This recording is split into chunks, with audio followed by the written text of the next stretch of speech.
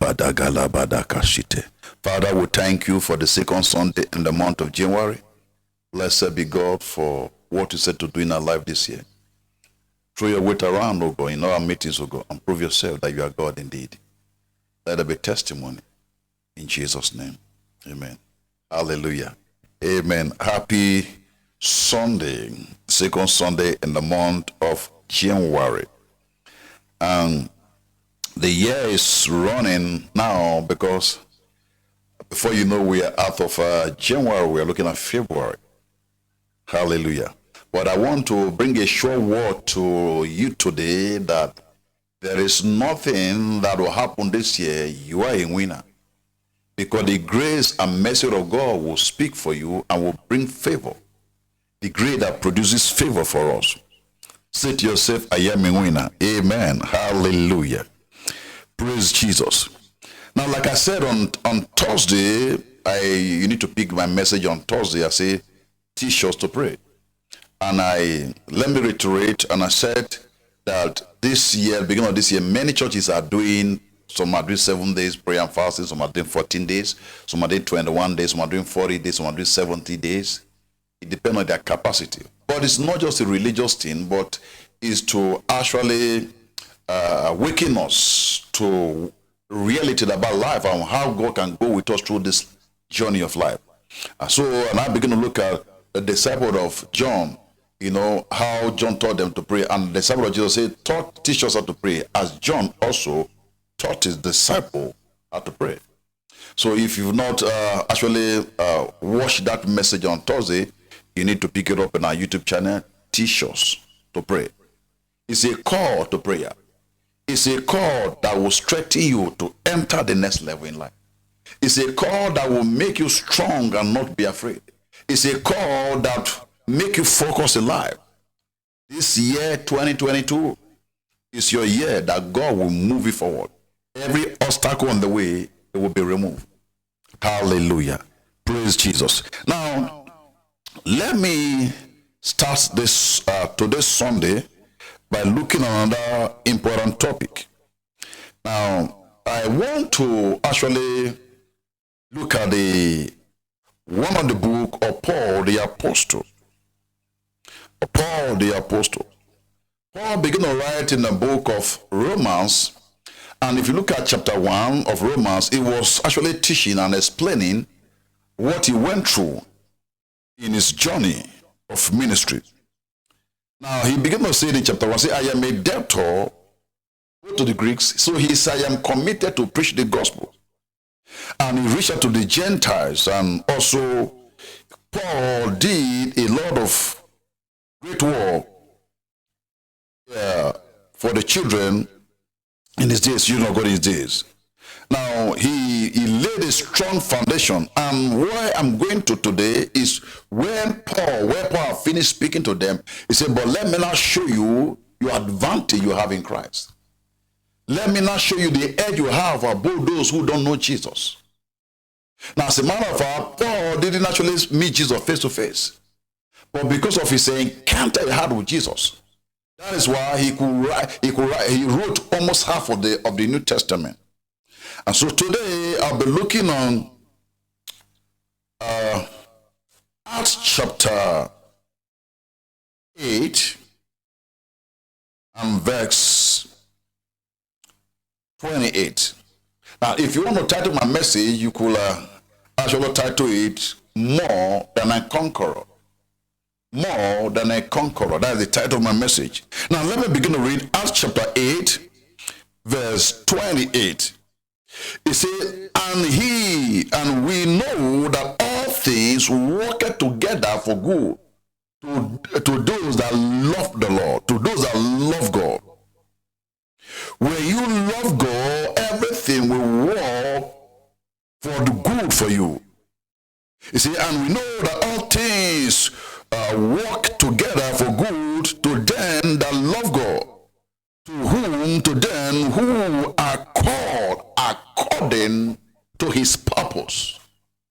According to his purpose. Now you need to look at yourself, say, what was the purpose was I born? Why was I born? Am I genetic accident? No. There's a purpose why I was created, why my mother gave birth to me. He said, for this purpose, for those purpose, those that love the Lord, the purpose of that. You begin to follow me in verse 29. For whom, now watch this now. For whom he did foreknow, he also did predestinate to be conformed to the image of his Son, that he might be the firstborn among many brethren. He conformed them, he formed them, he mantled them to be like him. He molded them, he positioned them, that nothing will shake them. And he said in verse 30, moreover, whom he did also predestinate, then he also called. And whom he called, them he also justified. And whom he justified, them he also glorified. Aren't you glad that God have glorified? He also glorified. And the beginner said in verse 31, what shall we then say to this thing? If God be for us, who can be against us? If God is on our side, then we are more than conquerors. I am not afraid the enemy that I heard or those who are fighting. If God be for us, who can be against us? Someone say, who can be against us? Nobody. Nobody. He that spared not his own Son, but delivered him up for us all, how shall he not with him also freely give us all things we need, even this year? Who shall lay any things in the charge of God's sake? It is God that justifies. Let no one judge you this year. Let the accuser of the brethren not come and say, but you've done this last year, you've done the last year, you've done it before. Yesterday is gone. Today is a new day. You may be an armed robber yesterday, you may be a kidnapper yesterday, but today, when you repent, the blood of Jesus washes you clean. You become a brand new man. When you were a prostitute before, you repent, you become a brand new lady. Let no one judge you. Who shall lay any things to the charge of God's elect? It is God that justified. Who is he that condemned? It is Christ that died. Man did not die for you. Yea, rather that is risen again, who in his even right hands or the hand of God, who also maketh intercession for us. Jesus maketh intercession for us daily. As a matter of fact, one of the name of Jesus is called the Great Advocate. Now, when you enter a place that the devil want to accuse you of, Bible says he's the greatest advocate. He stands for you and say, no, these are my children that I died for. You can't lay hold on them. You can't take them away. No wonder in the book of Revelation, you see, the devil came to drag the body of Moses. You see, and the Bible says, and the Lord rebuked thee more than conquerors. This is a new year with a new hope. If you don't have hope before, please let your hope rise. This year, don't go out this year frowning and quarreling with this and quarreling with that and talking about this and talking about it. No, it's a time of hope. Your hope has been renewed. God promised us via his word that it's going to be the year of God's mercy and favor. I was speaking to a friend recently, and we were talking about his mercy. He said, what in our life, especially this year, is not by struggle, it's not by man, it's not what man can take the glory, it's by the mercy of God. Somebody holler, mercy, Lord. Hallelujah. Say it again, mercy, Lord. It's the mercy of God that will take us to the place that we desire. The mercy of God. So this is the year of God's mercy and favor. When God decides to favor you, it terminates labor, it terminates hardship in your life. You are receiving God's favor this day. This is your year of favor. No matter what the devil is doing, I prophesy to you, you will receive your favor in the mighty name of Jesus Christ of Nazareth. He died for you and I, You will not struggle. Hallelujah. See, it does not matter how you are feeling right now, because some persons, when they only excited on the crossover night. After the crossover on the second, they already sad. Someone sent me a message, was complaining already. I said, complain already? In the new year? He said, you were talking about outcome. You see, don't hang around people who have negative thought this year. Every time complaining, everything that's so good about them. No, don't hang around with them. It's a year that things will begin to happen in a hurry for us. Forget about the past. Because you are more than conquerors. It does not matter how this went last year. It does not matter what you're going to face. Forget about last year. It's a new day. Now look at verse 35 for our text. Romans chapter 8 verse 35. You see, who shall separate us from the love of Christ? It was a question that Paul was asking the people, was preaching to them. Who shall separate us from the love we have for this Jesus? Who will take us away? No one. No one. You see, begin to list them. Shall tribulation, or distress, or persecution, or famine, or nakedness, or peril, or sword, as is written, for the sake we are killed all day long. We are counted as a sheep for the slaughter. Talk about persecution of a Christian. There's a part of the world today that they see persecuted Christian. Christianity is still under threat. Once you declare you are a Christian, the whole earth got loose. So we are killed all days. Well, look at what they say. Oh, I love this. Come on, look at it. Just look at it. I love this. This is the anchor. It says everything I've mentioned for you right now, persecution, famine, distress, killing and all that. He said, but look at this in verse 37. He said, nay, in all this thing, we are more than conquerors through him that loved us. Nay, in all this thing, we are more than conquerors through Christ that loved us. Let me pause here. Let me explain the meaning of conquerors. What is the meaning of conquerors? More than a conqueror, not the different conqueror. A conqueror is somebody who for a competition and he won. So they give him a medal. The person is a conqueror. But someone who is more than a conqueror, you didn't partake of the battle, you didn't partake of the fire, but the medal was given to you, the prize was given to you, then you are more than conqueror. You didn't fight. See, Jesus Christ is our conqueror, and we are more than conquerors. No wonder Paul said, but you, nay, in all this thing, you are more than conquerors. You didn't partake on the fight on the cross of Calvary. You were not bruised. The iniquity was not upon you. But now you are more than conqueror. Why? Because of you bad you have. Because of you are now a child of God. And you are more than conquerors. What do we mean by more than conquerors? It means that you didn't partake on the battle, on the fight. But here, victory was given to you. You didn't partake on it. But they give you the victory. That is more than conquerors. What do we mean by more than conquerors?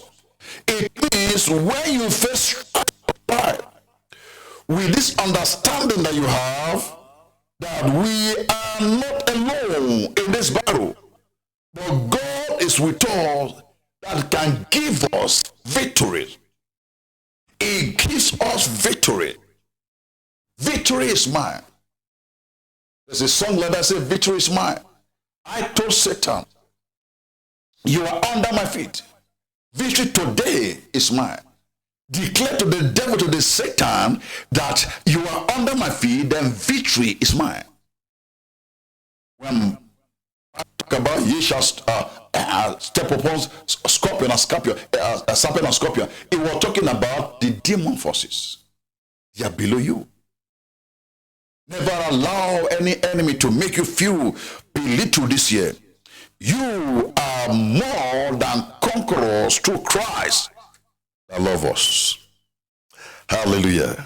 Look at what it said. This is assurance of God. I love the Bible. Hope you love the Bible. Oh, Jesus. Oh, Jesus. Oh, you need to mark this in your Bible. It says, for I am persuaded that neither death. Now, what else are you afraid of? Because one of the greatest things that men are afraid of is death. Not just sickness, because you see, if after sickness there's no death, they can enjoy it. But when you see one sick, is afraid because it may lead to death. So Paul begins to say, for I am persuaded that neither death, nor life, nor angels, nor principality, nor powers, nor things present, nor things to come. So I don't care what is going to come ahead of me. I am more than conquerors. They have declared it in my mouth already. Is it things on the path of present things? What I'm going through right now? I am more than conquerors. You see, when you begin to look at those who are ahead of you and begin to look at that God have not done anything for you, it can bring you depression. You need to thank God for where you are. So the pastor called me also, and he said somebody just he went into depression because of he looked at his mate that have gone ahead of him. After graduation from school, he couldn't get a job, and he said no, it's all over. He tried to commit suicide, but they came and rushed him to the hospital, and he died in the hospital. Why do you see those that compare themselves with others? Why? Everyone have their own timetable. Everyone have their own time of birth. Even if both of you were twins, were born at from the same womb, it's not the same minutes you people came out from. Some retire at the age of 50s. Some people, their career started. Look at, for example, in America, President Obama, I think he retired at the age of, I think 50 or 55, so, but that was when he retired his career. But yet a man called Donald Trump came over 70. So it is not over for you right now. I am more than conquerors. Never compare yourself with others. If you do that, you're going to enter into crisis. And you're going to say, why am I still here? Why is this thing happening to me? No, celebrate where you are right now. Hallelujah. He said, don't despise the days of little beginning. You must have started small, celebrate it. Now I'll share with you very humbling testimony how the Lord brought us so far where we are right now. As a matter of fact, when we came to South Africa about 12 years ago, we didn't know anybody. We had to, God had to lead us to a woman, give us the courage to start a church. From there, after some months, we moved to a bigger place. From there, moved to another bigger place. That is celebrating. But I was preaching in that church as if I was preaching to 1,000 people. And I did come 2 years ago when the pandemic hit. And the government said, government of nature, no movement, nobody should go anywhere. Stay in your home. What could we do? But we need to reach out to people. And that was the season where we started a YouTube channel. But when we started the YouTube channel, you need to watch our old messages on YouTube. The first message we downloaded. The light was not there because it was in the studio. We had to use an iPad and just begin to stream on Facebook. And also we download on YouTube. But some months down the road, in the midst of the pandemic, we begin to check what we could need to to start the studio. And begin to see this and this and thing. We got some of the equipment from Hong Kong. We got some from Amazon in the US. Now today we could say we have a studio whereby we could really no more sitting down and looking at an iPad. Cameras are there, everything are there. The missile, the gadgets are there. Now you don't despise the day of little beginning. If you despise the day of little beginning, begin to compare, say, but this man, this church that now they have a big studio and they have this, you will not reach, you will not take a full step that will lead you to where you're going to. My life, I never envy anybody. In my life, I never compare myself with anybody. Why? Because I look at my state where I am now, I say, I am going somewhere. I am a content in a container, going to a continent to happen big. I am a content in a container, going to a continent to happen big. You see, nay, in all these things, we are more than conquerors. When Paul says, I am persuaded, I am sure, there is no philosophy that can change my mind. I put my hand on the plow, I'm not looking back. I am sure, I am determined. If everybody turn back, I'm not turning back. There was a time Jesus was preaching. Most time when Jesus was preaching, and after that, he feed the people, and people were happy. They want to come again. They saw a miracle. They want to come again. And one of the days, Jesus was now preaching on, the kingdom of God, kingdom of heaven. He was beginning to speak to them. And it came to a point, the people couldn't take it anymore because the word was too hard for them to swallow. People want an itching ear, a gospel they can itch their ear. And one by one, all of them begin to pick their bag and their clothes and they begin to go. Tell their children, please, let's go. This Jesus, we don't know what's preaching anymore. This one will tell the wife, say, are you still listening to this man? Please, let's go. So one by one, Bible says they begin to leave. When Jesus looked back, he couldn't see anybody. And he looked at the disciples, so we also go away. And their reply was this: to whom shall we go? Because thou have the life, the word of eternal life. That is what you say in a time of crisis. To whom shall we go to? You cannot go and serve other God. No. You can't serve foreign God. No. The one that have the word of life, Christ, they are not the one. For I am persuaded that neither death, nor life, nor angels, nor principality, nor powers, nor things present, nor things to come, nor height, nor depth, nor any other creature shall be able to separate us from the love of God, which is in Christ Jesus, our Lord. I am more than conquerors. The more you say, you begin to affirm it, you begin to believe it. I am more than conquerors. You are not alone in the battle. I am more than conquerors. When you look and say the battle is over, say to yourself, I am more than conquerors. When you look as if your back is on the ground already, say to yourself, I am more than conquerors. When you look as if you cannot raise up your head again, say to yourself, I am more than conquerors. When you look as if you cannot see farther than a kilometer, say to yourself, I am more than conquerors. What will make you more than conqueror this year is for you to keep going. Now I'll share with you, when you see a locomotive train, their light cannot go more than maybe probably 1 kilometer or 500 meters. All right? And this is a train traveling about 10,000 kilometers, 5,000 kilometers, or 1,000 kilometers, depending on the distance. Now, I tell you, the more the train keep going, the more the light keeps shining. You can't just say because I'm going 1,000 kilometers or 500 kilometers and the train cannot see beyond 300 kilometers, then I'm not going to move. As you keep moving, I show you victory on your side. Anything holding you down before now, you must give way for your new you to appear, because you are more than conquerors. Are you feeling lost in the battle of life? Are you feeling lonely? Are you feeling rejected? You're going to throw in the towel. Don't throw in the towel yet. You are more than conquerors. Are you feeling that nobody understands you? Nobody can really understand you. You say you don't understand what I'm going through. We know that.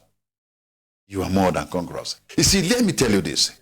There is nothing you are going through right now that would have gone through before. Are you threatened of violence, of poverty, of sickness? You have gone through that before. There is nothing new on earth that we've not seen before. So if you are going through that, know that someone have gone through that before and it came out. You all are coming out in the name of Jesus Christ. Even if things look as if they are getting darker, and sometimes you begin to ask, oh God, where are you? That's what Job said. Job was confused. Why? Because all the wealthy house, that was then begin to go down. He came to a point, Job said, if a man die, shall he live again? But somehow he remembered and he began to say, but all the days of my appointed time will I wait until my change comes. Your change is coming. No matter what the devil is doing, your change is coming. You see, he that dwelleth in the secret place of the Most High God shall abide under the shadow of the Almighty. I will say of the Lord, You need to reach it. I will say, you need to say something. When the devil is saying negativity, say something. I will say of the Lord. Why? I'm boasting of the Lord. I will say of the Lord. He is my helper. He has done this for me. I have done that. Bring out your catalog of testimony. When you produce the catalog of testimony, the devil will run away. Do you know the battle you are facing now have been won over 2,000 years ago, long before you were born? That's why I say you are more than conquerors. When Jesus went to the cross of Calvary and he said, it is finished. What it means that whatever you're going to face on earth, he has finished it. And anything that Christ has finished cannot finish you. Anything Christ has finished can't finish. He stretched himself in the cross of Calvary and he said it is finished. Your challenges must expire in the name of Jesus. But as I conclude, I round up on today's Sunday service, hear this. Battle helps you to strengthen your fighting spirit. Battle helps you to strengthen your fighting spirit. No wonder David was saying it was better that I was afflicted. I could have known the princess by princess of the word of God. When you overcome the challenges, you become stronger. You become a master of it. Saying, you see, I love challenges because challenges make me a better person. I love challenges because challenges makes me to run. But no matter challenges you are facing, right, you that is watching right now, I declare to you, you are more than conquerors. Bow your heads down and let's just pray. If you don't know Jesus, I've come to you today to introduce Jesus to you. Jesus is about to save you. You that is watching me right now, if you don't know Jesus, say, dear Lord Jesus, I am a sinner in need of repentance. Devil, that I reject you. I declare with my mouth and my heart believe that Christ died and rose up on the third day. Thank you for saving me and writing my name in the book of life. Blessed be God that I can celebrate that I'm a child. In Jesus' name. Father, I thank you. I bless your name for this one that have taken the decision, oh God, to follow you. Lord, you affirm their word, oh God. Save them. Praise to run this straight to the end. In Jesus' name. Amen. Hallelujah. God bless you. Please write to us. Our details going to appear right to us so that we can be able to actually begin to guide you and respond to you, give you some material that can help you in this Christian journey. All right. But today Sunday, if you want to give an offering, now if you are watching me right now, please you can go to a place called in the chat in the YouTube right now. A place called Live Chat. Click it. You're going to see a dollar sign. Click that dollar sign. It's going to open up a window whereby you can drop your offering. But if you are not watching us right now, you can also have a point to give your offering. Our banking details is going to show on the screen. We have the banking account in South Africa and also in Nigeria and some part of West Africa where Guarantee Trust is. Take advantage of those giving platform and just drop your offering, drop your seed. If you partner with us this year, it's going to be a great year. We'll be praying for you as we receive your offering. We'll be praying for you, and we know it's a great day for you. In the name of Jesus. This is your year of God's mercy and favor. Now, as we bring this Sunday service to close, if you want to get our books, you could go to Amazon or Google Play Books. You could get some of our books from there. Then our brand new book just came out. All right. It's tomorrow. It's going to go live, but it's already on Amazon. Tomorrow is going live. You can order the book. This Pain Must End. You can order that book. That book is one of the best books we've ever written. This Pain Must End. You need to get a book. All right. We are busy promoting in other social media platforms. Whatever you see those, the book either in Instagram or Twitter or on Facebook. Please click on those links and just order yours. You can get the ebook. We can get the hard copy. All right, the printed version. As you read it, this year will become so smooth for you.